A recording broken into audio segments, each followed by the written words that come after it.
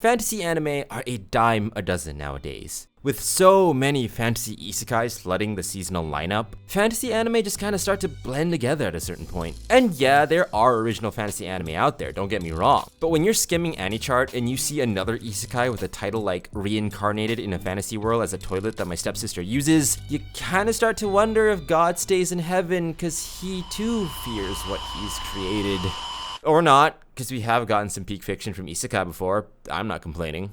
Jokes aside, it is crazy how fantasy anime is kind of making a resurgence in the last few years, with two vastly different shows leading the charge on this. If you were to tell me that a fantasy anime about mortality and how feeling regret is a natural part of life is standing toe-to-toe with a fantasy anime about the socioeconomics of dungeon diving and fine cuisine, I'd call you crazy, but then again, here we are. And it's only gonna get crazier with the adaptation of Witch Hat Atelier coming in 2025 and the fact that the granddaddy of all modern fantasy stories is getting an anime adaptation. Proper fantasy stories in anime are finally making a comeback and seem determined to make their mark. None of that shock value reincarnated with a gimmick storyline, but actual heartfelt fantasy adventures like you'd have at a Dungeons & Dragons session. And I know you might say, well, isekai is the subgenre of fantasy. You can't compare it with shows like Frieren. And that's true, but outside of one anime, what fantasy isekai do you know actually ends with the MC returning to the normal world? As far as I'm concerned, the moment they get reincarnated, it becomes a fantasy adventure. It's kind of like YouTubers who cover drama that get millions of views, but they just reuse the same titles and thumbnails that they still maintain isn't clickbait.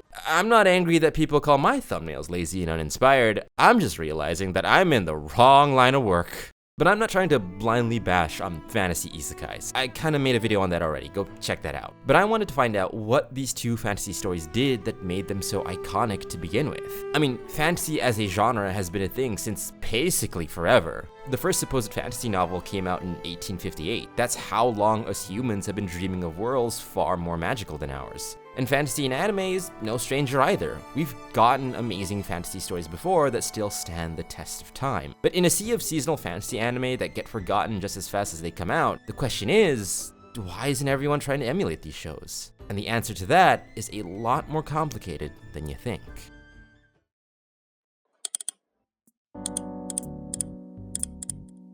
Alright, I'm done with my character. You guys ready to play? Hell yeah! Let's go. Ooh, you know what we should do? We should share our screens and show each other our characters. Would be cool to see what you guys have been making for the past 2 hours. If that's the case, I want to go first. You guys are gonna love my character. Introducing Jogo. He's a young white-haired sorcerer, but instead of normal magic, he uses cursed techniques like blue and red. He's got a charming personality and eyes that you can just get lost in. And he's got a big Wait a minute. White hair, blue eyes, cursed technique. You just made Gojo. I know, right? The story practically writes itself. It's gonna be great. So you spent 2 hours just recreating your favorite husbando. That doesn't count. Original characters only. Since when was that a rule? Since now, I'm not gonna spend the next few hours seeing Gojo kill goblins. It takes me out of the setting. Please change it. All right, fair. I'll make a new one. If it actually means we get to play finally. Good. All right, Saf, what do you got?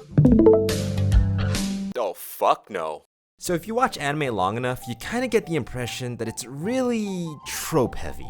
I mean, we have 20 different flavors of your favorite waifu. You've definitely seen at least one of these. And the more you watch anime, the more you get an idea on the ebb and flow of certain genres and their cliches. Mecha anime with their robots transforming at the last minute to save the day.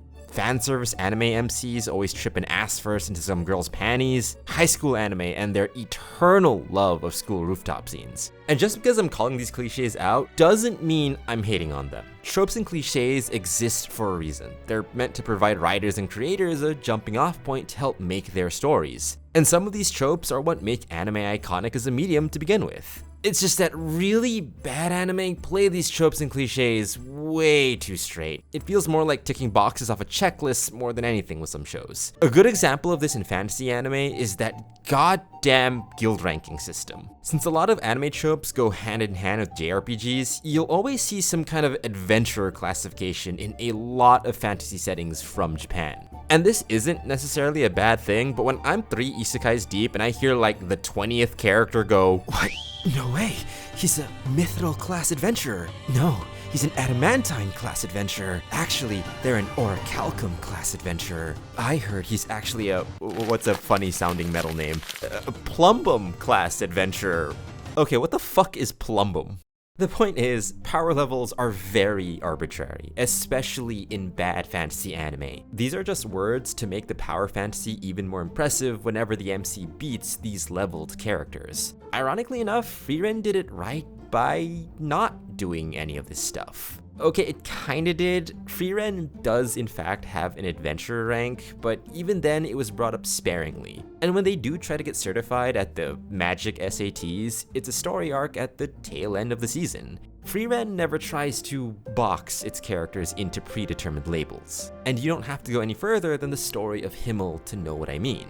I'm not gonna spoil it, but while Himmel is the hero class, at a certain point in the anime, you're made to question what it takes to be a hero. Do symbols and legends give a hero power, or is it the simple desire to do good that gives the title meaning? Is a hero made in the processions that celebrate their deeds, or in the tough decisions one make on the long path of doing good?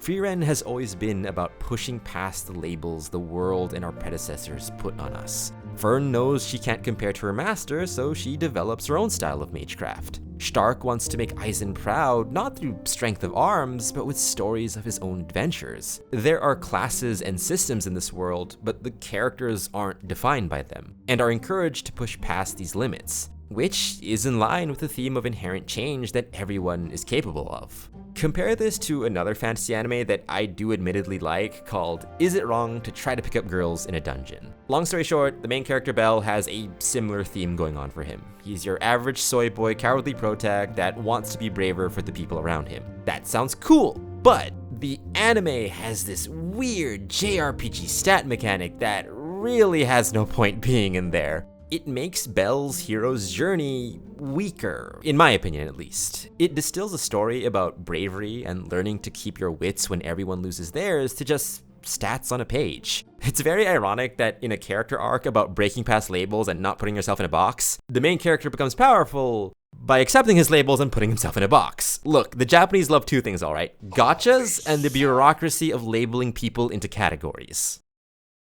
Please tell me you guys are done remaking. It's been an hour. I just want to play at this point. I need more time. Thinking of a good backstory is hard. You should show us how it's done then if it's so easy. True. If that's the case, I'm gonna show you guys a real original character. My character is a dark and mysterious swordswoman. She can't remember her past and is trying to discover it. She has a cool black and gold cloak, uses huge weapons, and has unique green and white hair that you've... Hold up. Green and white hair, black and gold coat, uses fuck huge weapons. You made yourself? I know, right? Aren't I so cool? And you gave me shit for making Gojo. Yeah, cause you just copied your favorite anime. At least I'm unique. Yeah, uniquely boring. You made a human fighter. Okay, I do admit it is playing it a bit safe. Not really the most original racing class combo. Exactly, if I have to redo my shit, you do too. Fine, I'll redo it. Saf, please tell me you've made something new. Hey, yo! Yo, Saf a freak.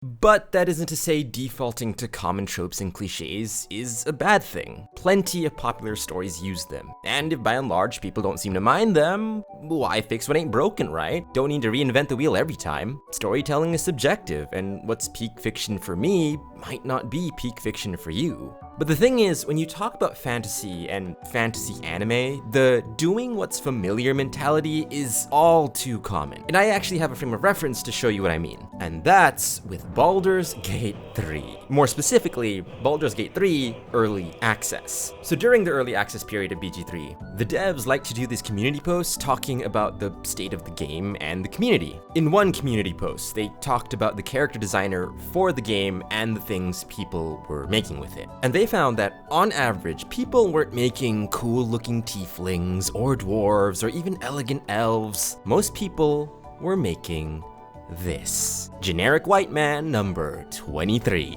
And the keyword here is average, meaning in a world with diverse races from realms beyond our comprehension, 9 out of 10 people were making generic John Baldur over here. It's kind of like that 4chan green text about RPGs. Oh wow, a fantasy RPG game with dozens of races. Race, human, white, sex, male, class, knight with a longsword. Sounds about right. Time to game. And the thing was, the devs saw this and pleaded to the player base to maximize the character creator they worked so hard to make. Really shows you how people can crave the familiar even in a fantastical setting. And I think this is partly why Dungeon Meshi is so easy to get into.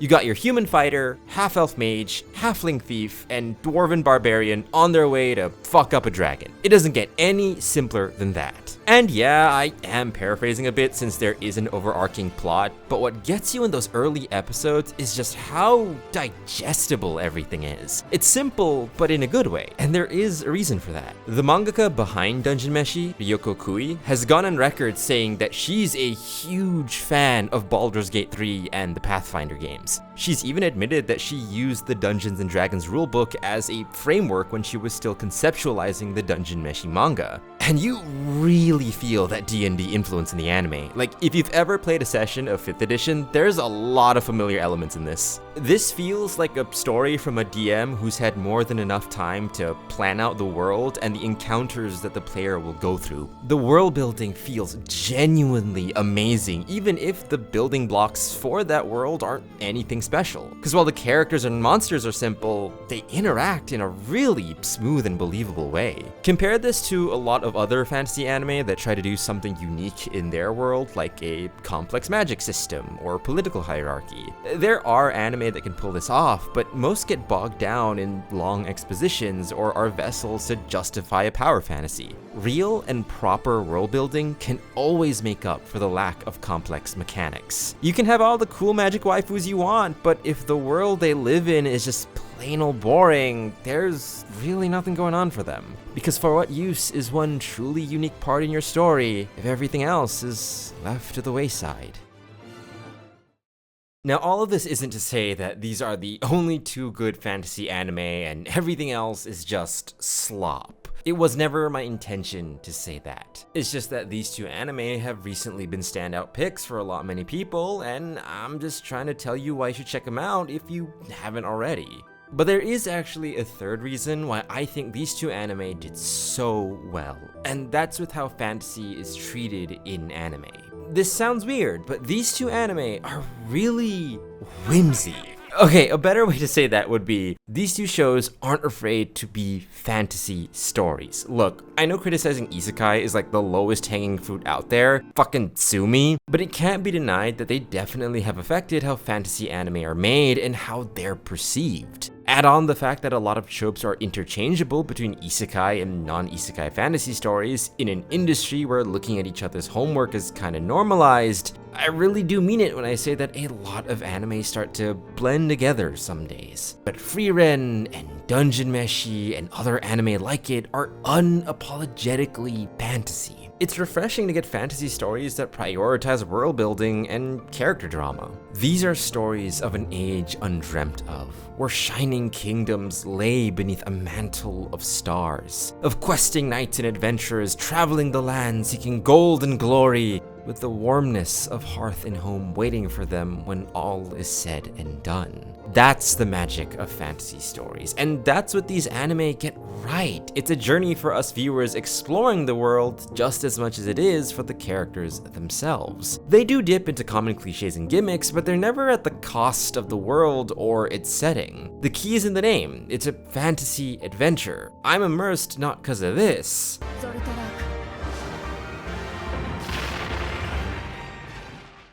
but because of this.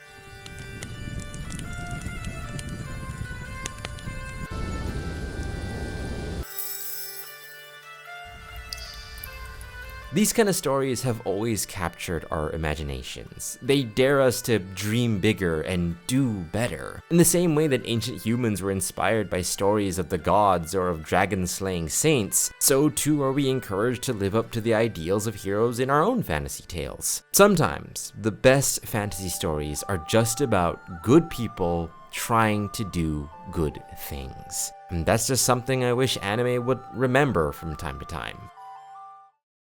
I can't believe we haven't played yet. Like, holy, can we just start? It's been 3 hours. Hey, you're the one that wanted me to redo my shit. I'm gonna need more time. I gotta get my character right, okay? Okay, why are you so anal about this? We're gonna murder hobo our way across the game anyway. That's how all D&D sessions end up going. Don't you dare. This is a fantasy epic. We need to be immersed in it. Immersed, she says, proceeds to make herself. Hey, at least I tried to be original. You and Saf just made characters from Mal's top 100. Actually, I kinda made something new. Oh, this should be good. What degenerate main character have you made this time, Saf? None. Here, let me show you. My new character's name is Luca. She's a human mage that's adventuring across the Sword Coast. Let me guess, her parents are either dead or going to be, and she's off to get revenge on the people that did it. Actually, no. She's a student, not just of magic, but of the world. She travels to expand her horizons, to gain new knowledge, and to meet new people. She's always wanted to uplift people with her magic, and to help people whenever she can. She loves her parents dearly, actually. But having to choose between the safety of her home and the uncertainty of her dream, she chose the latter. But what keeps her going is that no matter how far she goes, she knows that the love of her parents and of her craft are always close behind her. Oh, wow, Saf, that was beautiful. I don't know what to say. I think I know what character to make. Wait, there's a bit more. But the thing about her, though, is that her parents were super protective. So she's a bit repressed. So when she's out adventuring, she likes to and she loves taking back shots, and she'll do it with anyone. Orcs, kobolds, bugbears, even mind flayers, especially mind flayers. Please release me. Like that. I wanna take